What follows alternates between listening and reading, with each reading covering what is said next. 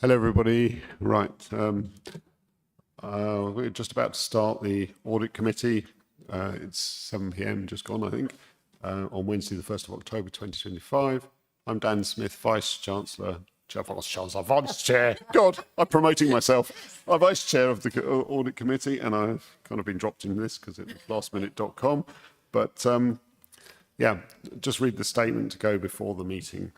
So, there is no fire alarm planned for this evening. Should the alarm sound, please leave via the nearest available emergency exit.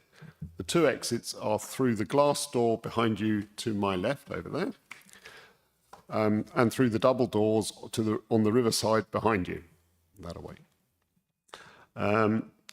Please do not use the exit at the back to my right, as access is currently restricted by the works outside.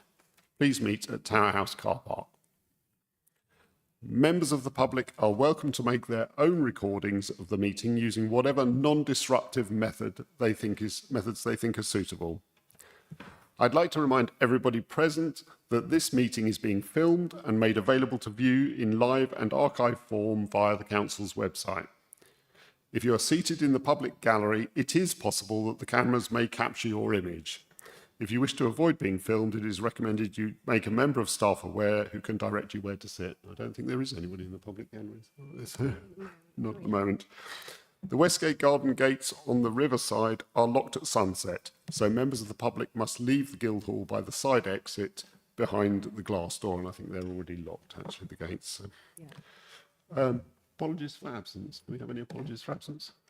We have apology from our usual chair, Councillor Alistair Brady. And substitute members? We have no substitute members today. Can I ask for declarations of interest by members or officers? There were none received in advance. Mary Royal. Thank you, Chair. Just to declare, I'm a director on the Canenco board. Thank you. Thank you, Mary. Sharon? Cheryl, yes, thank you, Chair. Just to declare the same, I'm also a director on the Canenco board. Thank you. Any others? Sorry. Nope. Right, minutes of the meetings held on the 2nd of July 2025. To agree the minutes of the previous meeting as a true record, but before we do so, there was a point which I'd like to open for amendment on those minutes, which I think we have it down here. It was just a footnote about the entry. It was on minute 124. Oh, yeah, so minute 124, right at the end of it. Final bullet point. Final bullet point. We just wanted to add, as it wasn't entered, that there is evidence. Oh, sorry, I beg your pardon. That some files were lost in the move from Google to Microsoft, so there is some historic data that's missing potentially, or was confusion about it, so that we have a formal entry of that. If everyone's agreeable, if we can add that by general assent, yeah. Thank you, everyone.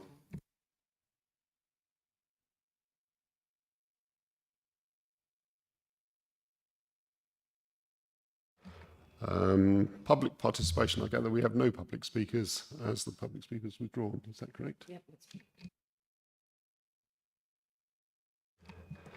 Right, now, item number 6, the external audit progress report and sector update. If I could ask the officer, Sophia Brown, Director of Grant Thorntons, to speak on this one.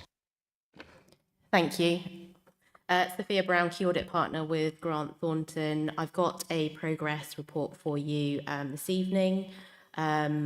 I will direct your attention to page 5 of the report and 20 of the pack, which gives a summary of where we are for each of the stages of our audit work for the 24-25 financial statements. So I was here last in July to present the indicative audit plan. Just want to let you know that we have picked up a few remaining risk assessment planning procedures. Those procedures have not identified any additional risks for the 24-25 financial statements. Therefore, if you could please take that indicative plan as final.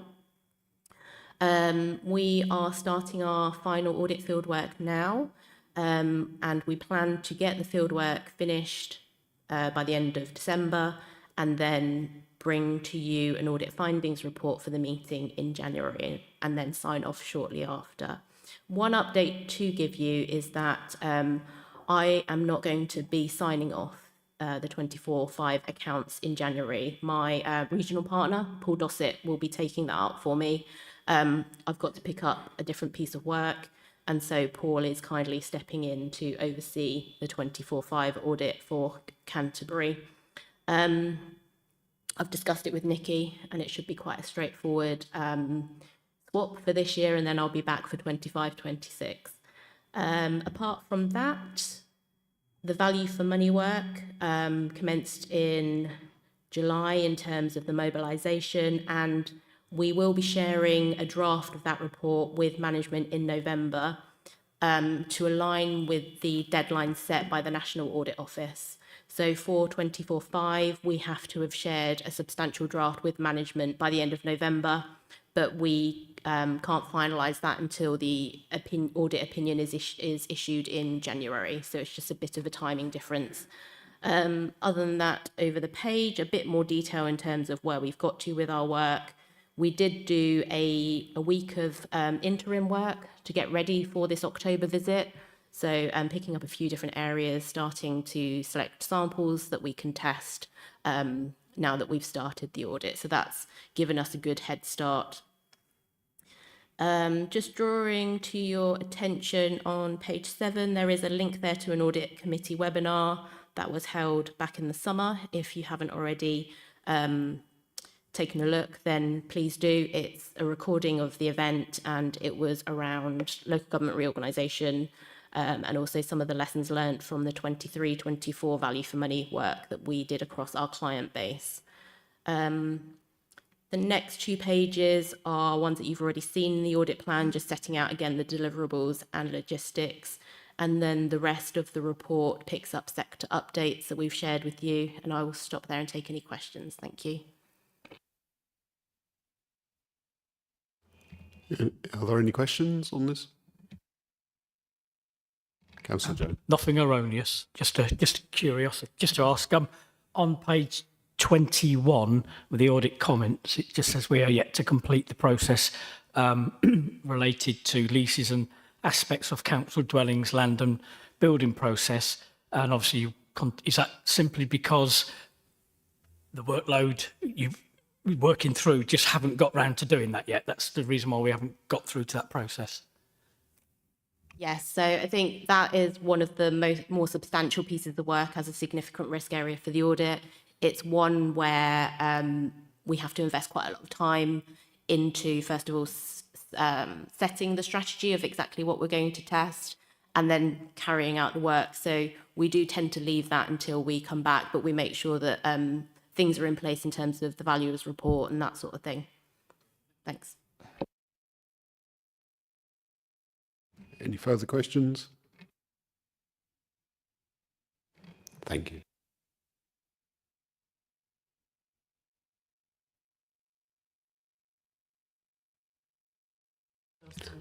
Yeah, I think if we could just ask if we can agree this and the noting this report by general assent. That's thank you. Moving on to item 7, the East Kent Audit Partnership Internal Quarterly Audit Report. And who's speaking on this one? Is this Marie? Christopher. Oh, Christopher. Christopher to speak on this. Thank you, Chair. Yes, the report before you on page 42 is the regular East Kent Audit Partnership Update Report showing the work that's been completed by internal audit since the last committee. On page 45, this shows the main reports that have been completed. There were 2 substantial and 2 reasonable assurances. And just to mention that Lifeline, which was one of the reasonable assurances, the Lifeline extract is to be reported in private session at the end of the meeting. Moving on to page 48, this shows the follow-up work that's been undertaken. There were 3 follow-up reviews, 2 coming out at substantial assurance and 1 coming out at substantial to limited. This is the Tenants' Health and Safety report, which has been moving on since the last report that was taken to committee.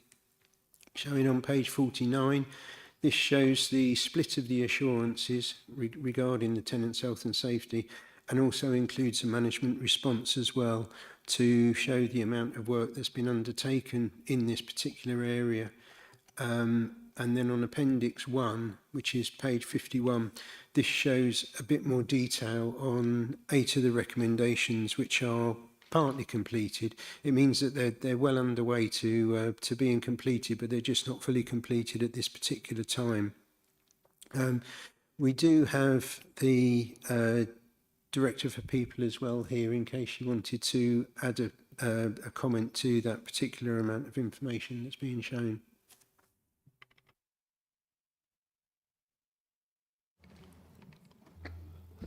Thank you, Chris. Sorry, my name's Alexis Jobson. I'm the head of FM, so I'm going to reply on this. Just wanted to say thank you to Chris and his team for the audit that they carried out for us. Hopefully, as you can see in the report, we've made good progress, and we've now got substantial or reasonable on all of our compliance areas, with the exception of the performance management one. In terms of performance management, we currently report monthly to our management team and also to our cabinet member for housing, Councillor Pip Hazelton, and we meet with her in person monthly. We report to Cabinet Committee every 6 months and have done for some time, but what we are doing on the recommendation from this audit is to increase the amount of information we provide in that report, particularly in relation to the fire safety actions, the actions that have come out of the fire risk assessments, so that committee can see the number of actions that we've got and the number that are overdue and outstanding, and see the progress that we're making on those, as this was considered a risk area. Thank you. And also, I believe, Marie. Thank you, Chair. And just to add that we've obviously got our ABS law coming in relation to damp and mould, and we will be reporting damp and mould figures as part of the health and safety and compliance reporting. So again, to make sure there is overview and scrutiny of that performance. Thank you, Marie. Are there any questions? Yes, we can do it, please. Thank you, Chair. On Appendix 1, item 5, I noted that this has been, it says partly implemented. I wondered if we know a date or an expectation of the timescale for the implementation, and what the position is with that software developer, if there's an SLA or similar for delivery. And then similarly on item 6, there doesn't seem to be any update on that, and I didn't fully understand why there wasn't any update, and why it says no information has been provided to evidence this recommendation has been implemented, what was being done to follow that up, when that could be expected. Thank you.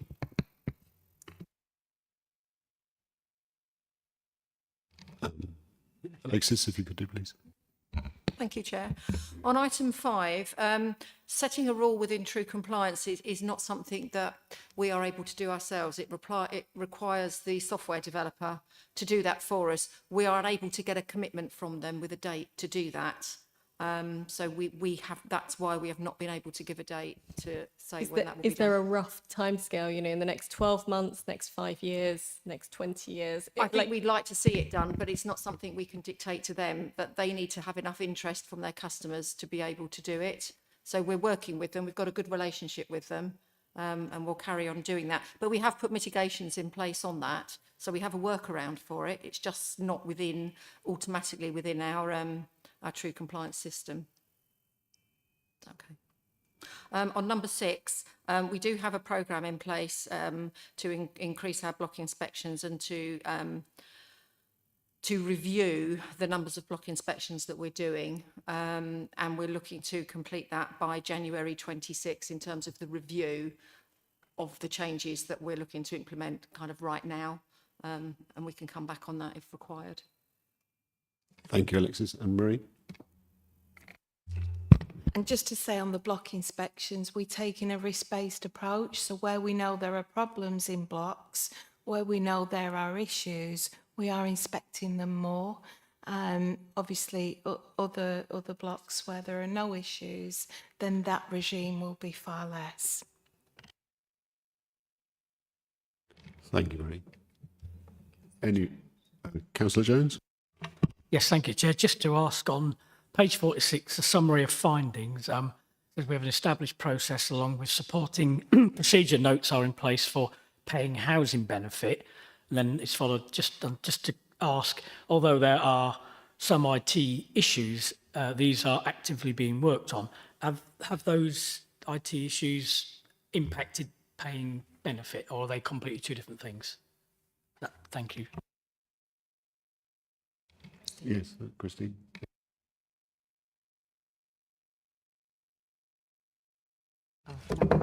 Thank you. Sorry, that was an near miss. Do apologise. Thank you, Chair. Yes, it is in the background. It's about the VPN, and no, it hasn't impacted the processing of benefits. It's more moving from the legacy system to the cloud. So yeah, thank you very much for the question. But yeah, rest assured, it's not affected that. Thank you. For clarification, for those without computer knowledge, a VPN is a virtual private network, I believe. Any other comments on this? Okay. I believe we... if I could propose that we accept the results of this internal audit and the comments, if required, to the full council. Can we have a recorded vote on that? Seconder. Oh, seconder, I believe I need seconder, yes. Councillor Jones, thank you. And a vote. And a vote, thank you.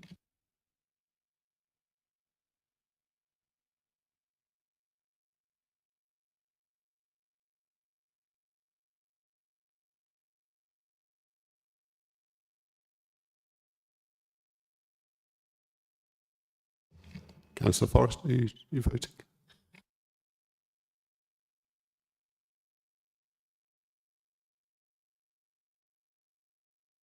And that vote is carried unanimously. Thank you. Thank you, Beth.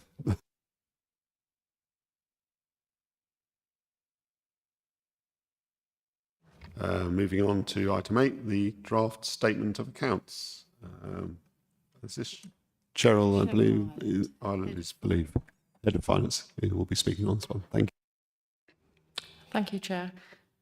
This report presents the draft statement of accounts for 24-25, which are subject to audit, which, as outlined earlier by Sophia, it's due to start imminently. The narrative report on pages 72 to 75 include the outturn position for the General Fund and HRA for the year. The comprehensive income and expenditure report on page 78 shows that the total comprehensive income for the year was 41.6 million. And this was comprised of a deficit on the provision of services of 5.8 million, with other asset and pension liability movements generating an overall surplus of 47.4 million. The balance sheet on page 79 shows that the council's net assets have increased by 41.6 million, largely due to an increase in property valuations. The main change in the statement of accounts for 24-25 was the implementation of IFRS 16, where we have to recognise assets used in operating leases on the balance sheet. And this has resulted in an increase of 2.5 million for the right of use assets on the balance sheet. And there are additional disclosures in the statement of accounts, and details of the transactions can be found in note 29 on pages 135 and 136. The annual governance statement has also been updated for 24-25 and is included in the report from page 157. Happy to take any questions. Questions, anyone? Councillor Jones. Just going to ask just a question out of pure ignorance on my part, okay? That's just to put it out there. You probably all know the answer and think there's always one, and that one will be me. So it says on page 72, the final outturn for the housing revenue account was a surplus of 7.8 million compared to budgeted of 113,000. This was largely due to a change in the treatment of the HRA loan repayment. I understand the wording, but what does that actually mean in treatment? In what sense does that change? Sorry. Errol, if you could do, thank you. Thank you. Yes, so the change in accounting treatment relates to the repayment of loan principal, which we had been charging since a change in regulations to the HRA, but we also have to charge depreciation to the HRA. So there was a change in regulations that I think we had just not picked up on, and we'd continue charging both, so it was double charging the HRA. Okay. So we've changed the treatment now, and we have reversed that process effectively. So in effect, when we budgeted for it, then we haven't charged it, which is why it's got a big difference in Yeah, the that's the reason for it. Yeah, that's Yes. brilliant. Thank you. Thanks. Any further questions on the floor?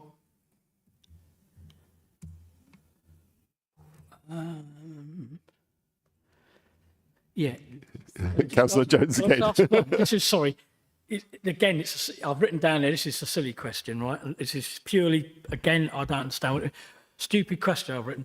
What are unusable reserves? I know what reserves, I know, but what are, I mean, I know what the word unusable means, but how is that in audit terms, and how does that sort of relate when you read that? I think money unusable doesn't seem to, my little brain cell doesn't compute it. Thank you. Thank you. Yeah, so unusable reserves are effectively, predominantly there for revaluation of assets. So if the assets get revalued or there are capital accounting adjustments, there are statutory accounting regulations that we have to apply to reverse those out so they're not charged to the taxpayer, but they can't be used to spend because we may then have revaluation losses that reverse those gains that are in the reserve. So they're just there. It's not real money. Yes.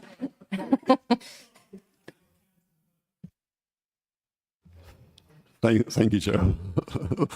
that was a helpful explanation, actually. So, any more silly or sensible questions from the floor? No. Can we move then to note this report by general assent? Thank you. That's carried. Thank you. Moving on to item 9, the Treasury Management Quarterly Report, 25-26, quarter 1. And is it Oksana speaking on this? Thank you very much, Oksana. Thank you, Chair. Here is a quarterly update on the Council's Treasury Management activities for quarter 1 of the current financial year 25-26. This report covers the period from 1st of April to 30th of June 2025 and gives an overview of our borrowing and investment activity. Also, it gives you the reassurance how we follow the Treasury Management strategy that was approved in February 2025 at the Audit Committee. I'm pleased to confirm that all Treasury Management activity during quarter 1 was fully compliant with both the Treasury Management Code and with our approved strategy. There's one technical non-compliance, again related to finance leases, could be found on page 182 of the agenda pack, table 6. This is due to the authorised limit was set at 0 in our Treasury Management strategy before IFRS 16 accounting changes were introduced. We will take this into account for the next strategy update for 26-27. There's also a small variation in the maturity structure for the 2 to 5 year maturity range, which can be found on page 183 of the pack. There's 2% small variation, which is higher than the set out limit in the strategy, but this is mainly due to the overall borrowing at the time of reporting has been reduced. This is again due to us closely monitoring cash flow and not borrowing when we don't require the funds. So due to the overall reduction in our total borrowing, the percentage distribution was changed. So that will change in the further report during the further reporting in the year. In summary, Q1 has been a steady start to the financial year. We maintain full compliance with our 25-26 strategy. Thank you for the attention, and we are happy to take questions. Councillor Prentice. I think this issue's come up at a previous committee on page 181 underneath the loans in the table around loans. Kent County Cricket Club, I think we referred to at a recent committee the ongoing loan that is due to be repaid. Is there sort of a term over which that is due to be repaid? Because it's obviously a sort of a fairly small chunk since the last balance on the 31st of March. What are the sort of terms of that loan, and what's the timescale for repayment of that loan, and perhaps for all of those loans actually? If Nikki, I think Nikki's going to answer that one. Thank you. Thank you, Chair. Yeah, I think, I don't know the terms off the top of our head. However, that repayment there, you can see that's just for the first quarter amount. And so I suppose we could probably work out the maths from that. But they are up to date with all of their repayments for the loan that it is. And I'm pretty sure off the top of my head, the rest of them are. But what we can do is we could double check and email round to yourselves just to confirm that everybody's on top of their repayments, but I'm not aware that anybody is falling behind any of their loan repayments for that. Thank you. Yeah, it's just for information, really. It's intrigue and really, yeah, thank you. Any further questions? Councillor Forrester, Beth. Thank you. This may be my sort of ignorance on how this works. So page 183, the liquidity table, which sets out total cash available within 3 months. The target was 5, and we've got 7.21, so we've complied, but we seem well in excess of the target, and I'm taking that to be a good thing. Is our target too cautious? Is there room to think about the target, or indeed what happens with that excess liquidity that's beyond the target, and where does that go? How's that put to best use? Thank you. I think Nikki Mills is going to answer that one. Thank you, Chair. Yeah, that would be the minimum, and it all relates to what cash flow we need overall across. That's just at a point in time, isn't it, on the 30th of June. And it fluctuates from the beginning of the month to the end of the month, and when we have to pay things out and when we get income coming in. So 5 is what has been determined as the minimum target, so that's what we've got. So and thinking about the cash flow that we have coming in and out, that is the reasonable amount of to have at that point in time. Occasionally it does go below that, but then that's probably more towards the end of the month when we're due more income coming in at the beginning of the next month. So we manage it all overall, but yeah, I think the 5 is the reasonable minimum that we would expect. Actually, Nikki, I have a question on that too. I mean, you said it does go below that sometimes, but I take it that in general terms, the 5 is the absolute minimum, and the fluctuation is above the 5, as near as you can keep it. Although it does, as you say, dip occasionally, but very occasionally. Is that correct? That the 5 is the absolute minimum, or if it is an average of where we're going through the year with the fluctuations up and down? I mean, it's there saying as an available within 3 months. So because we have liquidity cash coming in all the time, it would be that you would have 5 million. It's 5 million, isn't it? That I'm looking. Thank you. Just checking. I couldn't see the. Yeah, that you would need. That's what you need overall to manage your cash flow. So daily it changes, but on average, it's that would be the minimum. Thank you. So it's an average, and it does go higher than that at times, or not at any point in time, but also lower is what I wanted to get. It's just the average will be 5. Yeah. Okay. Any questions? Other questions from the floor? Thank you, everyone. If we could just note this report by general assent, then. Thank you. Thank you, everyone. Moving on to item 11, which is the anti-fraud and whistleblowing policy. Missed one out. I think we've missed one out. Have I missed one out? Oh, this one. I beg your pardon. That one. Yes, I beg your pardon. I've missed item 10. It's Treasury Management Outturns 24-25, which I think Oksana will speak on again. Thank you, Oksana. Thank you, Chair. So here is an update on the Treasury Management Outturn report for the financial year 24-25. This report summarises the Council's Treasury Management activities over the past financial year, including borrowing, investments and risk management.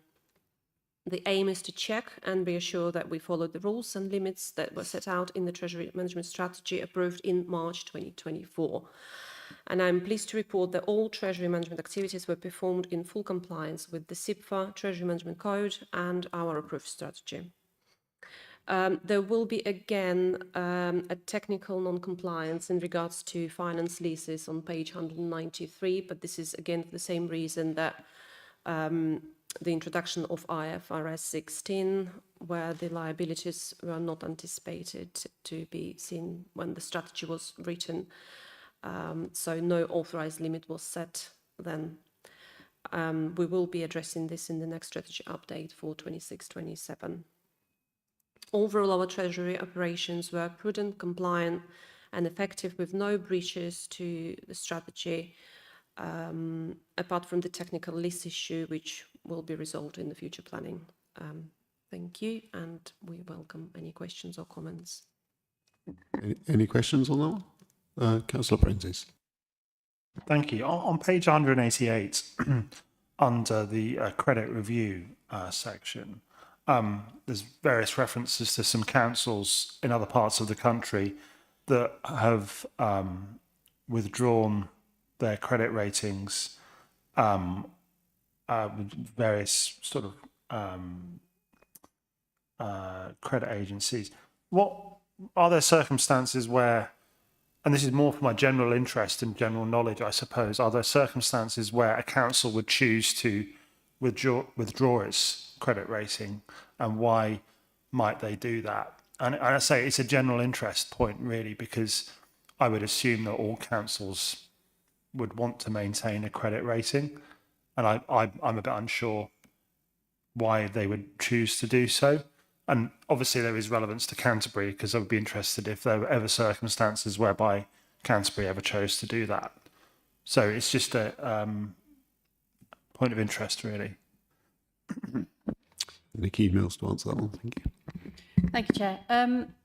I don't know the details behind their reasoning of why they have done that. However, the only thing I can imagine it would be relating to their own financial circumstances, whether they're in exceptional financial support, whether or not they want to lend to other authorities as well, and what their borrowing needs are. So it could be a complex myriad of reasons, but it's something we can look into. I don't know, we could find out if we Google it for those specific councils to find out what the reasonings behind what their financial situations are. But I wouldn't want to guess on, from there. But now I'm interested as well. I'll have a look.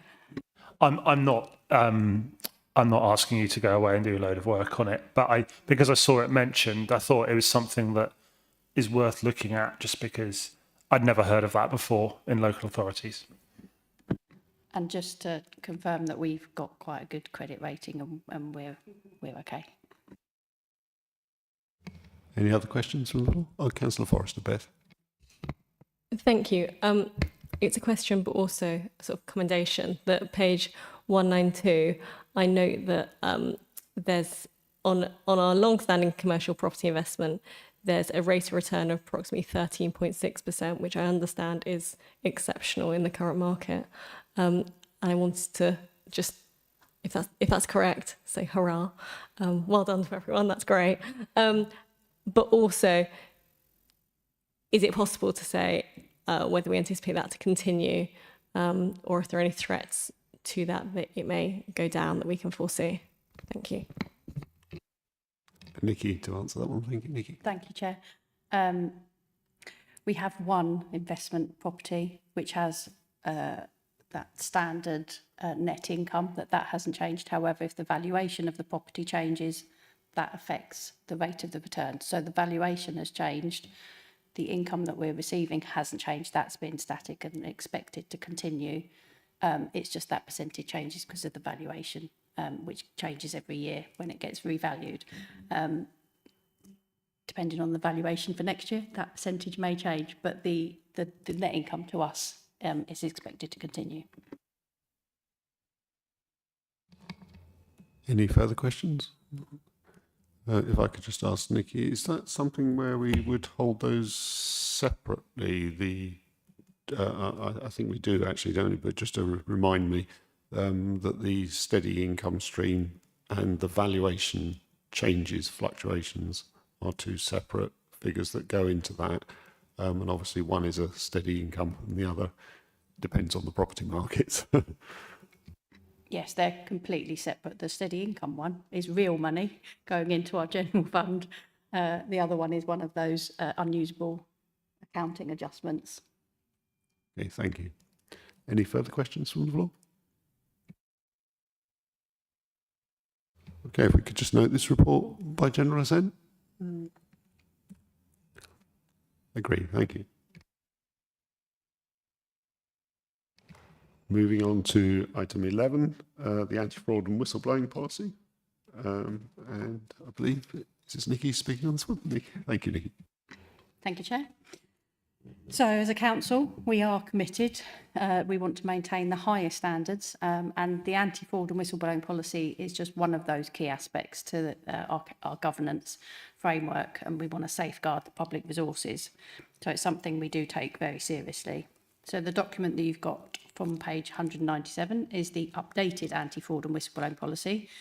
We already have one and have had one for as far as I can remember.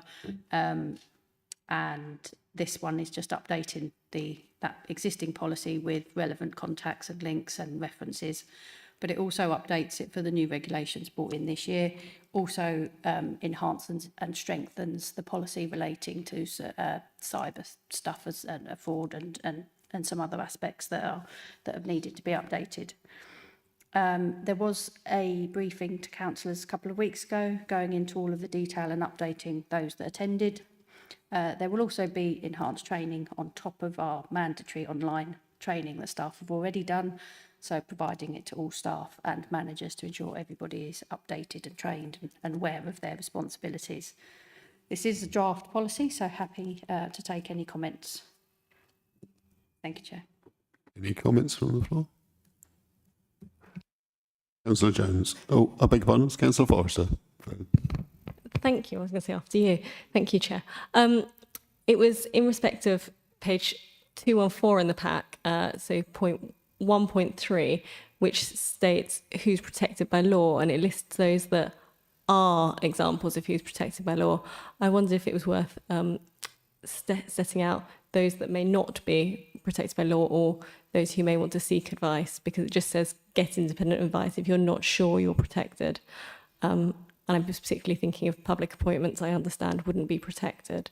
So it may be worth flagging that. Thank you. Nikki. Yes, we'll take that way and I can look into that. Thank you. Councillor Jones. Thank you, Chair. First of all, apologies for not making that meeting, unfortunately.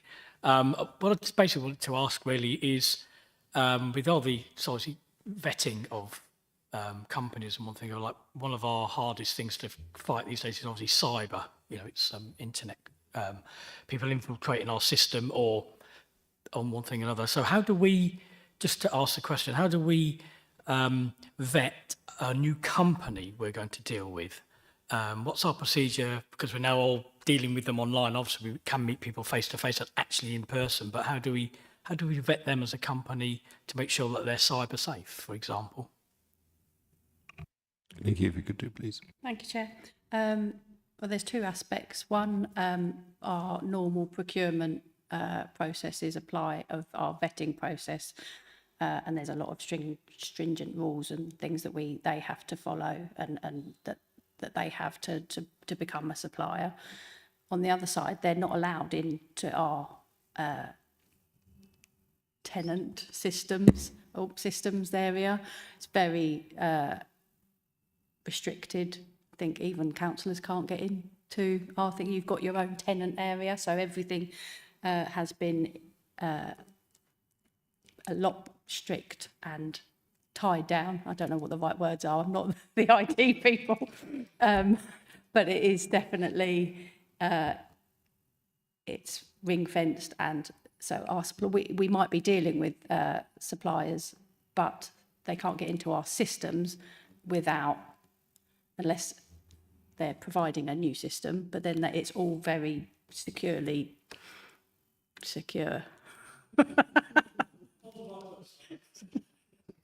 I mean, I'm not, as you guess, I'm not that IT savvy, but I totally understand. It's just basically people we deal with just don't have access to the bits what matter, is what we're saying.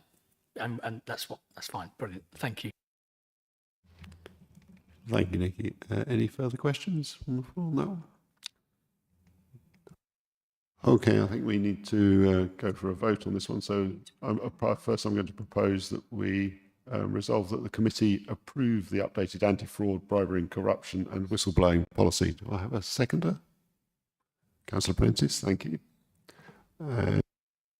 We can move to the recorded vote. Thank you.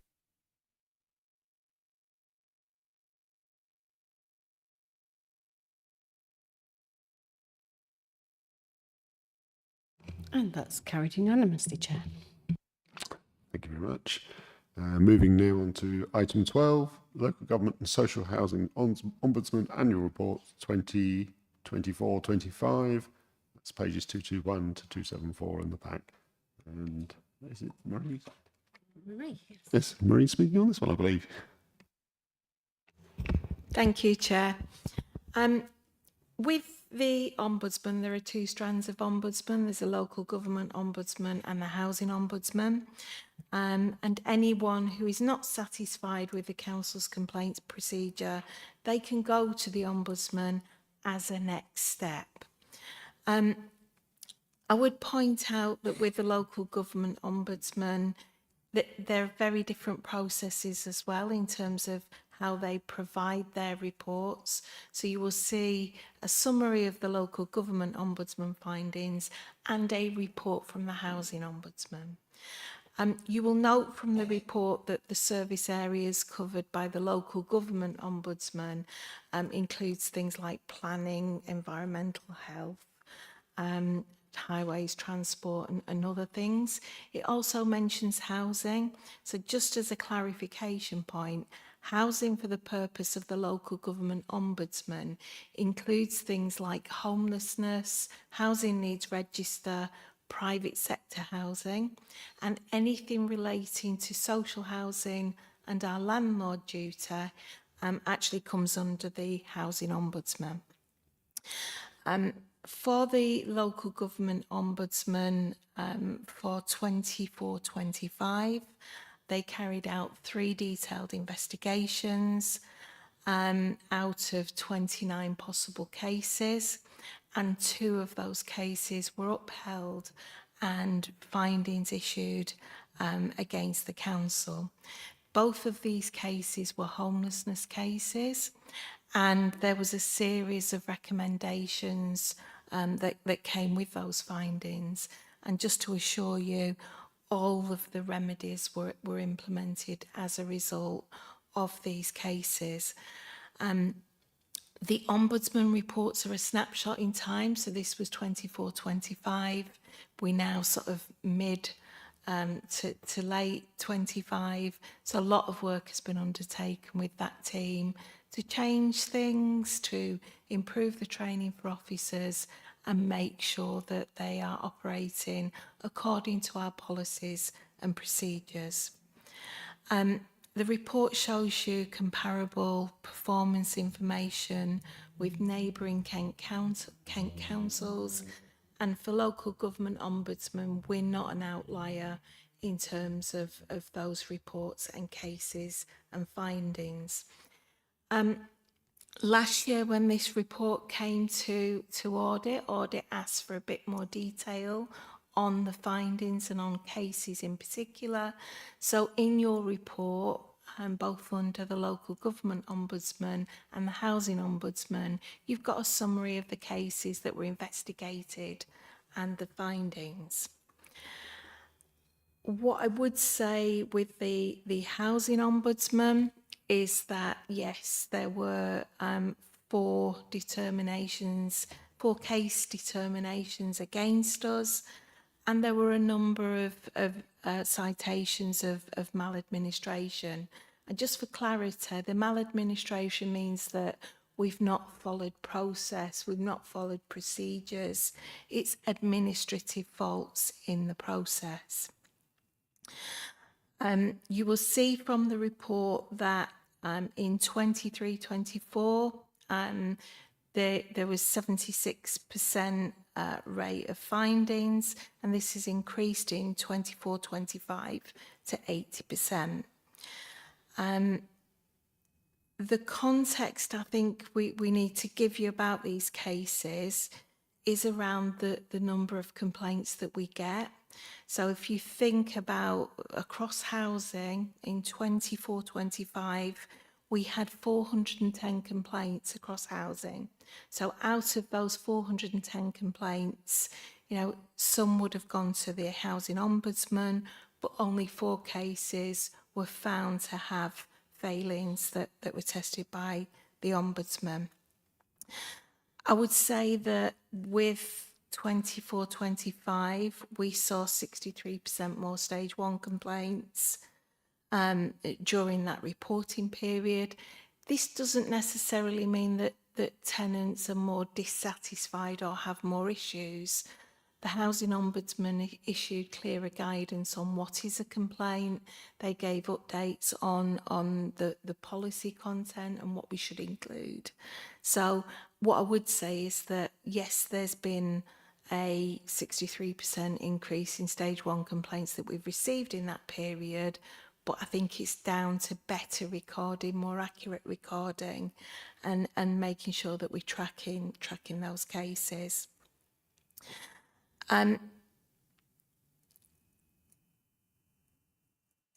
With the Housing Ombudsman's findings, they also issue a complaints code, and as a result of that complaints code, we've done the required self-assessment. We've also done a service improvement plan linked to that, and we've amended our policies for complaints, and that's been reported through to Cabinet as part of the process. And the self-assessment and the service improvement plan are published on our website so customers can see the things that we are committing to do and what's in progress. Again, I would say that the Housing Ombudsman's report is a snapshot in time. It was 24-25. We gave promises to this committee last time that we would make improvements, and we have made improvements. We responding better to complaints in a more timely way, but we are still not there. It's a slow process. We've done lots of changes, and we are on that journey, and we recognise that. Since last year, when we came to audit, there's been a number of things that have been undertaken. So we've revised the complaints policy, we've got a new redress policy, we've looked at our new noise nuisance antisocial behaviour policy, and we've brought in a vulnerable persons policy. We have trained over 140 staff in dealing with complaints to make sure we've got consistency, but also a better focus on the customer when we're handling complaints. As I said, we've completed the self-assessment. We've got the service improvement plan, which went to Cabinet on the 7th of July.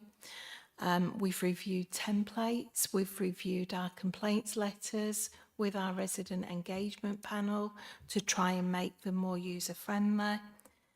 And we are looking at improved data collection. This is both on our tenants and on the way that we record interventions in terms of our properties. We have weekly performance meetings on complaints where we look at housing ombudsman cases, we look at stage 1 and stage 2 complaints, we look at the service areas, how each service area is performing, we look at individuals and how they are performing. So there is a lot of scrutiny of detail in terms of the complaints and the process. We are also reviewing our performance with our resident engagement panel. So we update the panel on our performance. We talk about the process. We're doing a workshop on complaints as well. So again, it's about listening to tenants, using their feedback and shaping the way that we respond. We also report on complaints performance to Cabinet and our management team, and our portfolio holder for housing is also kept regularly up to date on complaints. What I would say as well is that, you know, with the ombudsman cases in particular, but also with the complaints themselves, they give us a good insight into what's wrong with the service or what could be done better. So there are regular reviews on the trends, on the things that are going right, the things that are not going so well, and we look at the learnings from these cases to make service improvements. So I want to give you the assurance that, you know, we've got the will and desire to improve complaints performance. That ultimately will have a knock-on effect in terms of our housing ombudsman performance and track record. And the scrutiny of performance is there. So there is oversight and scrutiny of that performance. But we've got the will and we've got the desire, and we want to make this a better performing area of service. Thank you very much, Marie, for that comprehensive report. Questions from the floor? Councillor Jones. It's actually not really a question. First, it's say thank you first for the report and for what you've just said this evening. And myself, as councillor, finds that extremely reassuring. It's difficult dealing with complaints. I'd like to say thank you to your team for working extremely hard to try and achieve the maximum we can for people through the housing process. It's not black and white by any means, and it's quite easy to, we all know as councillors when we deal with housing cases what come to us. It's a complex process, and those complex processes can easily be, not deliberately, but can easily be determined and become a complaint where, from your department, and seeing from what you're saying, all we're trying to do is the best we possibly can. It's quite clear to me that when we recognise where things have gone wrong, that you've implemented and put things in place to ensure that they are better and maybe be right moving forward. It's continuous improvement.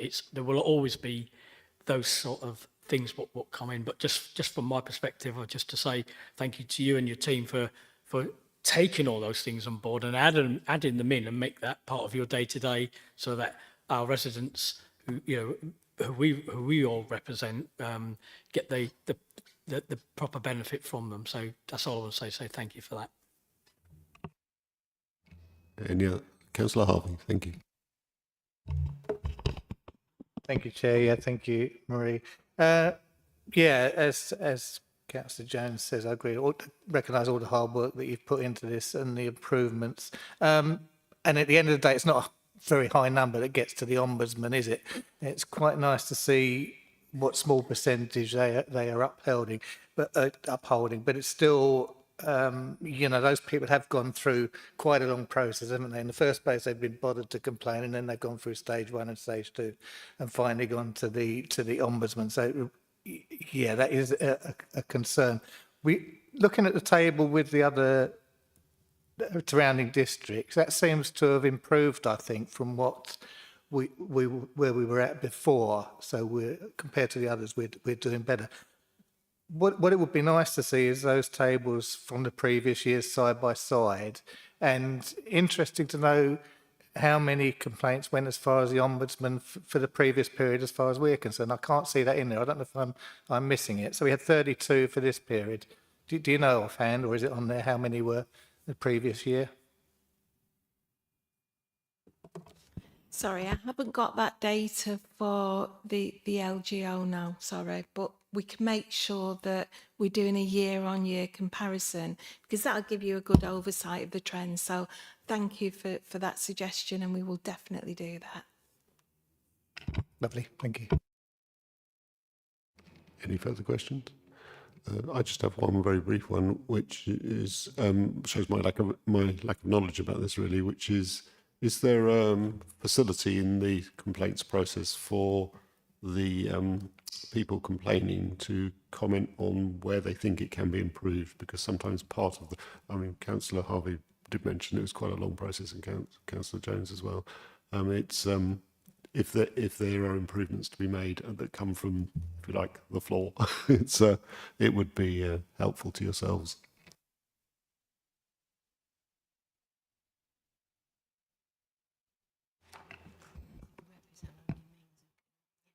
I think on the form itself, we ask what outcomes the customer wants, you know, what would they like to see out of this process. We don't actually do individual feedback as to, you know, you said this, what do you think we could improve? I think it's a really good point.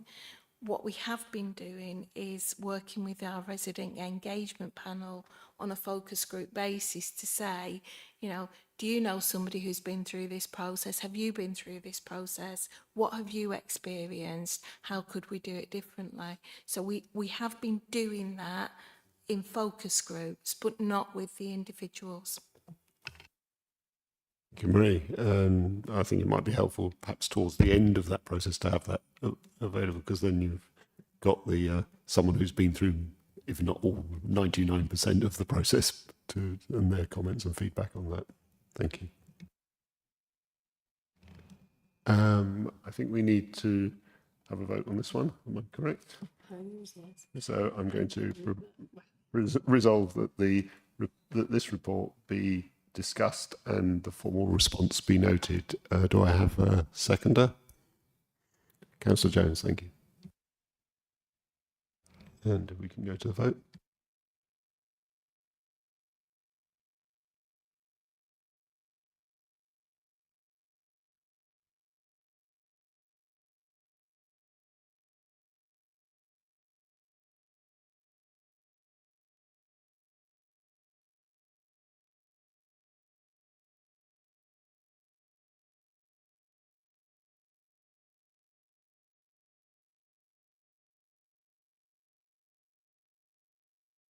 And that's carried unanimously. Thank you, Chair. Thank you. Okay, moving to the update report on the strategic risk register. This is Cheryl dealing with this one. Thank you, Cheryl. Thank you, Chair.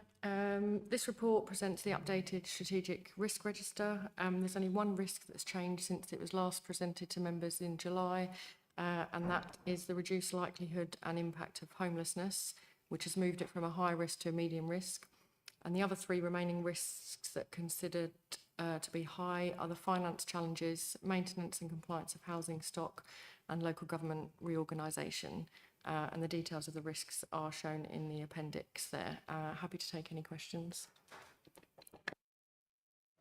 Any questions? Sorry. Okay. In that case, can we note this report by general assent? Thank you.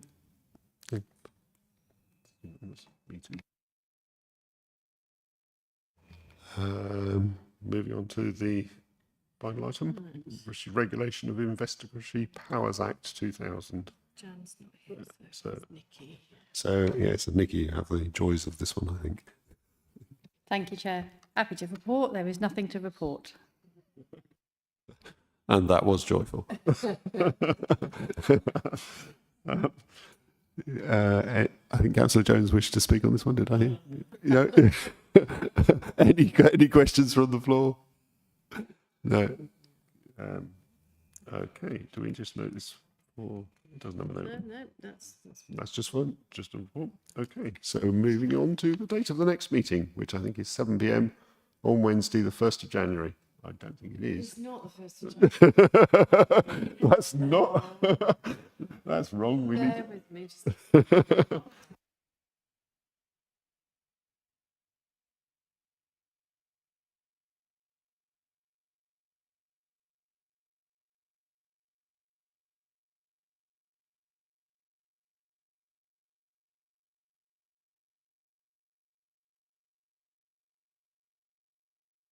Thank you, Nikki. You know everything on this. It seems the 21st.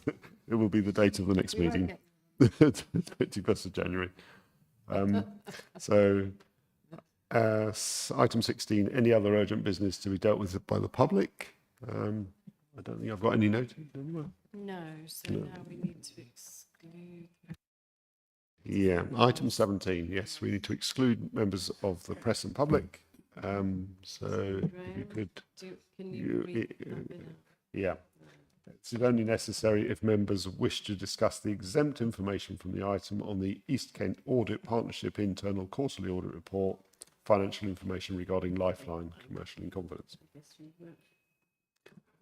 Yeah, I guess we will. So can you resolve it? It's exactly what I mean. Okay, can we resolve? Therefore, I propose that we resolve that under Section 100A(4) of the Local Government Act 1972, the press and public be excluded from the meeting during consideration of the following items of business on the grounds that there would be disclosure of exempt information as defined by Part 1 of Schedule 12A of the Act of Freedom of Information, of the Freedom of Information Act, or both. Can we agree this by general assent? Yes. Yeah, thank you. I shall end stream. Are we? And